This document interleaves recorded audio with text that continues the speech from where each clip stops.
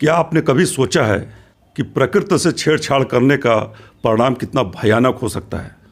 क्या आपने ये सोचा कि अगर पेड़ों की हरियाली लुप्त हो जाए तो आपके परिवार और आपके आने वाले वंशज का क्या होगा? अगर नहीं तो इस पर सजग हो जाएं, क्योंकि पेड़ जो है हम लोग को जीवन भी देती है। और पेड़ों के हरियाली को लेके पॉलीथीन से क्या नुकसान, क्या फ़ायदा है, इन सब मुद्दों को लेकर के आज हमारे साथ गोमती एक्शन परिवार के महासचिव राम महेश मिश्र जी हैं। आइए इनसे बात करते हैं। The Sunday with India express में आपका स्वागत है। धन्यवाद। ये आपका गोमती एक्शन परिवार जो है, आप इसके महासचिव है, क्या रणनीति लेके आप लोग चल रहे हैं? जी, हमने अगस्त 2014 में गोमती एक्शन परिवार की संरचना करी लखनऊ में। माननीय श्री जयशंकर मिश्र जी पूर्व IAS अधिकारी इसके अध्यक्ष हैं और बड़ी अच्छी टीम है। NBRI के डायरेक्टर, वरिष्ठ अभियंतागण, पर्यावरण के कई विशेषज्ञ, बड़ी सुंदर टीम है हमारी 11 लोगों की। और भी विशेष आमंत्री के रूप में हम बुलाते रहते हैं। विभिन्न हमारे जो शासन के लोग हैं उनका भी सहयोग लेते रहते हैं। उद्देश्य है संजय जी कि देखिए, मानव बाद में जन्मा, पेड़ पौधे पहले जी। और मानव ने वास्तव में हमारी प्रकृति को अगर कहें उसने नुकसान पहुंचाया तो अतिशयोक्ति नहीं होगी। उदाहरण के लिए एक मैदान ले लें, एक पार्क ले लें। पार्क में मानव जब घुसता है या किसी जंगल में जब घुसता है तब वहाँ पेड़ पौधों के साथ छेड़छाड़ होती है, पेड़ कटते हैं, नुकसान पहुँचते हैं। अगर उस पार्क या जंगल में मानव का प्रवेश रोक दिया जाए तो नेचर अपने आप वहाँ जंगल खड़ा कर लेती है। हरियाली और वो हरियाली धीरे धीरे हमने विकास के नाम पर कम की है। विकास आवश्यक है। कोई भी निर्माण अगर है तो ध्वंस करना ही पड़ेगा, खंडहर ढहाने पड़ेंगे, तब नया निर्माण होगा। लेकिन हरितिमा के साथ वास्तव में बहुत अन्याय हुआ, पेड़ पौधों के साथ अन्याय हुआ। विकास के नाम पर उनको काफ़ी हमने कम किया है और उसका दुष्परिणाम मनुष्य को भोगना पड़ रहा है विभिन्न रूपों में। अगर कहा जाए 5 महाभूतों से दुनिया बनी है, छित जल पावक गगन समीरा, पृथ्वी जल अग्नि वायु और आकाश जी। 5 में केवल मैं समझता हूँ समाज भी सहमत होगा, देश सहमत होगा, केवल अग्नि प्रदूषण मुक्त है। बाकी पृथ्वी, आकाश, जल, वायु सभी प्रदूषित हैं, प्रदूषण युक्त हैं। अकेला बचा है शायद सूर्य कहेंगे, गायत्री महामंत्र के माध्यम से जहाँ पहुँचते हैं, और सूर्य का ही, अग्नि भी उसका एक स्वरूप है। केवल एक तत्व बचा है, वहाँ इंसानों का बस नहीं चल रहा है। वहाँ इंसानों का बस नहीं चला। तो अगर हमें बचाना है इस नेचर को, और उसके लिए वृक्षारोपण, उसके लिए हरितिमा संवर्धन ही एकमात्र उपाय है जी। उसके लिए गोमती एक्शन परिवार ने प्लान किया। मैं ऋषिकेश में रहा हूँ, गायत्री परिवार के प्रधान केंद्र शांतकुंज में रहा हूँ, गंगा किनारे रहा हूँ। गंगा के किनारे वृक्षारोपण का काम वहाँ हमने किया है, सफाई कार्यक्रम भी चलाए हैं। उसका असर भी दिख रहा है। उसका असर दिखा। लखनऊ में, चूँकि लखनऊ का हूँ, हरदोई हमारी जन्मभूमि है, और लखनऊ में सेवारत रहा हूँ, पिछले 14 साल से बाहर हूँ। तो लखनऊ में गोमती के किनारे भी मन बना, यहाँ के लोगों को जुटाया, मिलकर के कुछ काम हुए हैं और 3 तारीख को बैठने जा रहे हैं माननीय अध्यक्ष जी के साथ गोमती नगर में। और उसमें एक रणनीति बनाएंगे। एक तो ये कि नई पीढ़ी जो हमारी है वह कैसे पर्यावरण के प्रति सजग हो।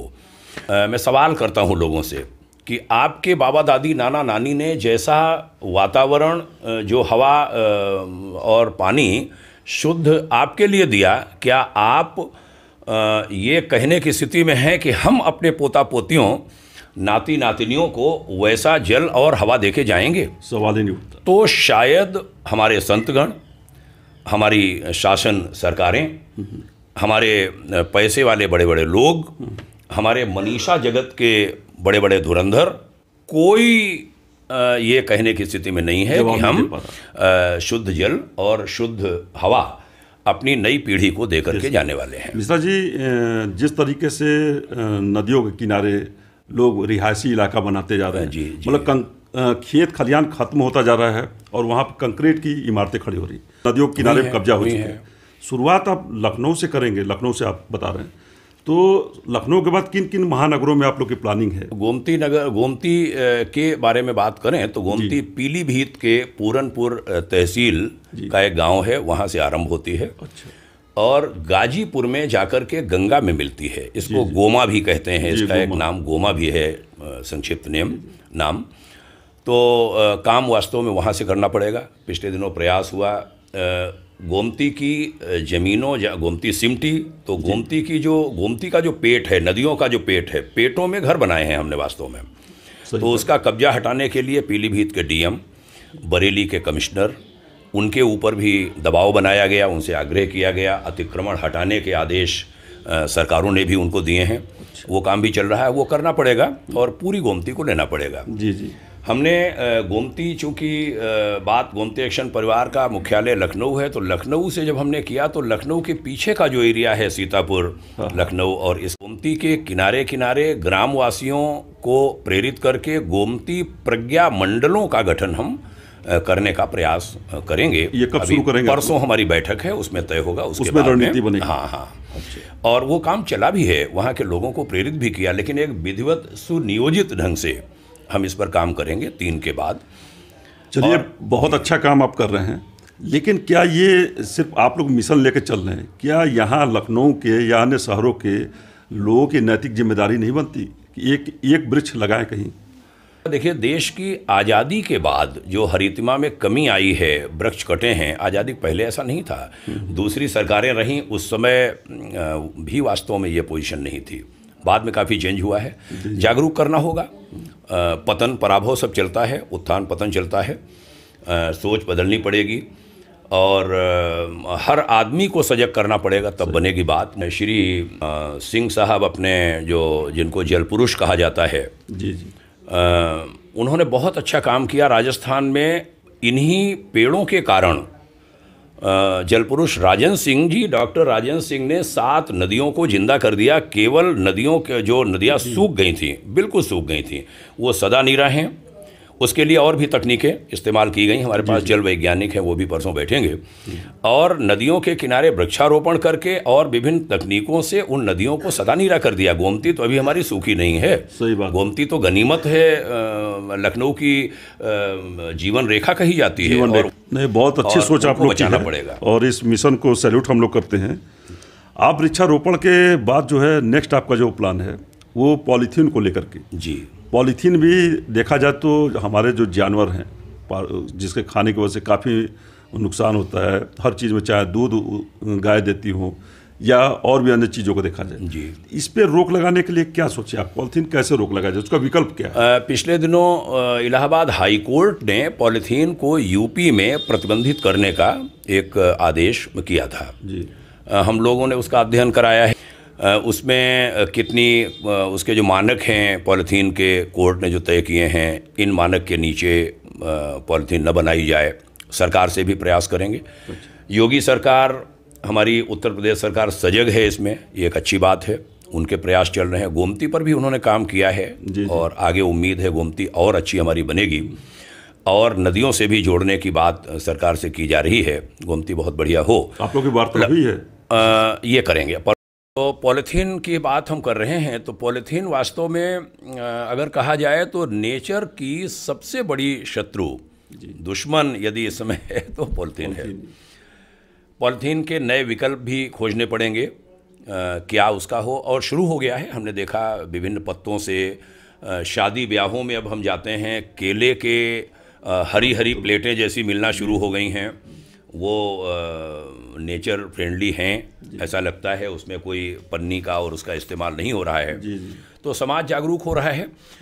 मैं अपील करना चाहूँगा, अभी मीटिंग में प्रस्ताव भी रखूँगा कि गोमती एक्शन परिवार के सभी सदस्य प्रस्ताव पास करें, और जो हमारे व्यापारी जगत के लोग हैं, बहुत बड़ी भूमिका होती है। मैं कहता हूँ 4 ताकतें होती हैं। धर्म की ताकत, मैं आध्यात्मिक पुरुष हूँ तो वहाँ से बोल रहा हूँ। धन की ताकत जो व्यापारियों की, उद्योगपतियों की है, वो सजग हो। और तीसरी मनीषा की जो बुद्धिजीवियों की ताकत है। और चौथी शासन की, सरकार की। यदि चारों का सहगमन होने लगे, चारों किसी भी मुद्दे को लें, शिक्षा बढ़िया करना हो, स्वास्थ्य ठीक करना हो, नदियाँ ठीक करना हो, हवा ठीक करना हो, खेती ठीक करना हो, तो चारों को मिलकर करना पड़ेगा और हम प्रयास कर रहे हैं चारों का सहगमन इसमें हो। और हमारी वर्तमान केंद्र सरकार हो या उत्तर प्रदेश की सरकार इसमें सजग है, उनसे भी हम आग्रह करेंगे। बिल्कुल सबका मिलेगा। तो पॉलीथीन उसके लिए अंतिम बात कहूँगा आपके सवाल के उत्तर में, इस सवाल के उत्तर में कि नई पीढ़ी को कैसे हम सजग करें जी। तो विद्यालयों में हमने 20 विद्यालयों की सूची बनाई है लखनऊ में जी। उन बच्चों के बीच हम संगोष्ठियों का क्रम चलाएंगे कि बच्चे स्वयं पॉलीथीन का निषेध करें कि हम पॉलीथीन यूज नहीं करेंगे, विकल्प उसके जो भी थैले और वो खुद तय करना होगा। हाँ, खुद तय करेंगे। जूट वगैरह के बनाने का प्रयास करेंगे।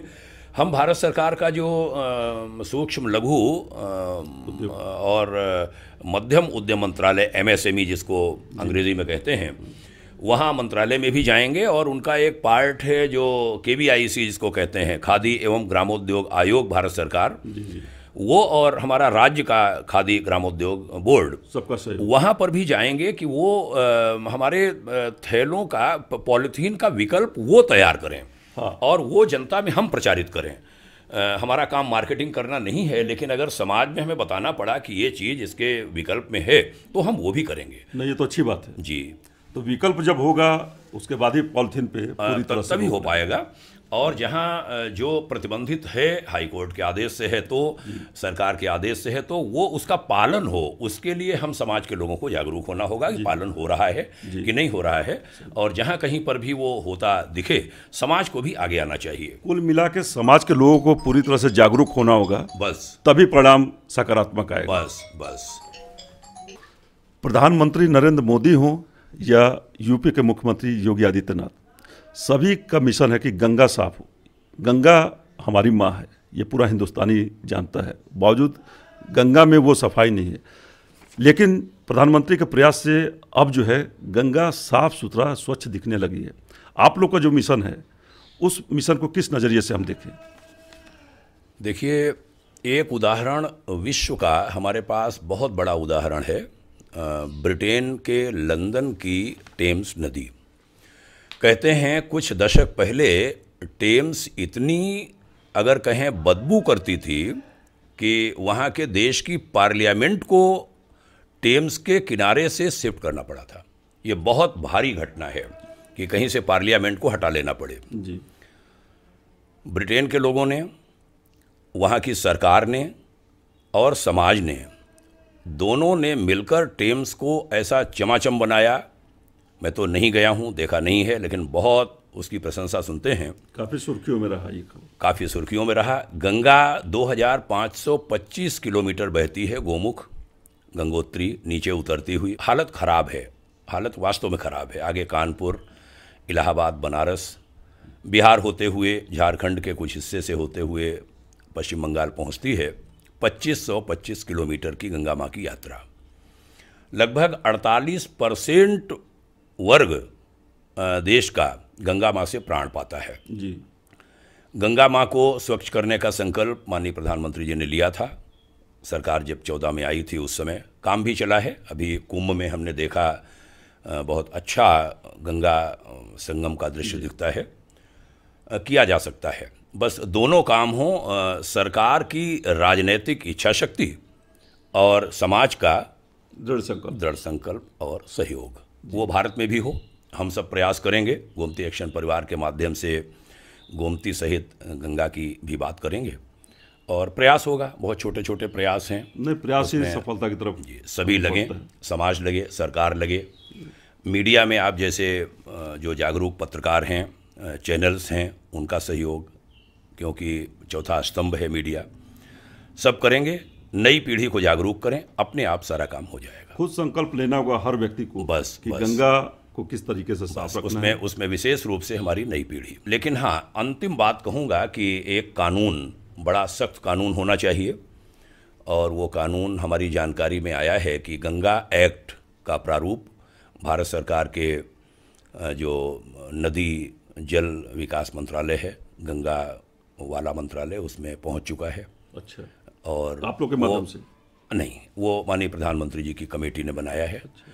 और हमारी संसद को उसे पास करना चाहिए, और माननीय प्रधानमंत्री जी अगर उसमें विशेष संज्ञान लेकर उस कानून को जल्दी से पास कराएं तो गंगा का निश्चित रूप से, गंगा ही नहीं सभी नदियों का उद्धार संभव है, क्योंकि कुछ सख्ती भी करनी होती है। जो नहीं मानना चाहता उसके लिए कानून भी आवश्यक है।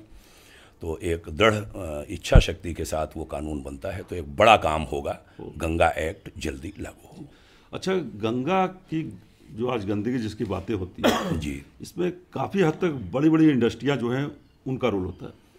नालों का पानी, इंडस्ट्री के जो पानी होते हैं वो सीधे नदियों में गिराया जाता है, जिसके परिणाम है कि आज पूरी तरह से प्रदूषित नदियाँ हो चुकी हैं। बिल्कुल। क्या देखिए, इंडस्ट्री पर रोक नहीं लगना चाहिए? निश्चित रूप से लगना चाहिए। 1947 के बाद, आज़ादी के बाद, हमने वास्तव में नदियों का वो सम्मान नहीं किया जिस सम्मान के लायक नदियां थीं, क्योंकि हमने उनको माँ कहा, सरयू माँ कहा, गोमती माँ कहा, गंगा माँ कहा, यमुना माँ कहा। लेकिन माँ को अगर वो शायद भद्दे शब्द हो जाएंगे, हमने गटर बना दिया। जो कुछ डालना है वो गंगा जी में, यमुना जी में, कड़वा सच यही है। और उसमें सरकारों पर दोषारोपण से बात नहीं बनेगी। तो जनता को जागरूक होना होगा कि गंगा माँ गटर नहीं है। ये बताओ कि किसी माँ से आशीर्वाद लेना हो और उस माँ के पेट में जहर डाल दें, क्या माँ आशीर्वाद देगी? यही पेड़ों के साथ हुआ। आपने सुना गोमती एक्शन परिवार के महासचिव राम महेश मिश्र जी ने कितनी बेबाकी से अपनी बात कही, और इनकी बातों से यही लगा कि ये अंदर से बहुत आहत हैं। ये चाहते हैं कि वृक्षारोपण हो, हर तरफ हिंदुस्तान में हरियाली हो। इसका मुहिम ये यूपी में सारी नदियों के किनारे करने को सोच रहे हैं। जो 2 दिन बाद जो इनकी बैठक होगी उस बैठक में तय होगा। बैठक में ये भी तय किया जाएगा कि पॉलीथीन पे किस तरीके से रोक लगाया जाए, उसका विकल्प क्या हो, और ऐसा कौन सा सख्त कानून लागू हो जिससे कि नदियाँ साफ हो, नदियाँ को कोई प्रदूषित न करे। क्योंकि सही कहा गया है कि गंगा मेरी माँ है, तो देश की सभी नदियाँ हम सबकी माँ है, और माँ को अगर अच्छे से रखना है, स्वस्थ रखना है, तो उसके लिए सख्ती तो बरतना ही होगा। कैमरामैन दिव्यांश श्रीवास्तव के साथ Sanjay Srivastava, Lucknow, India Express, the Sunday views.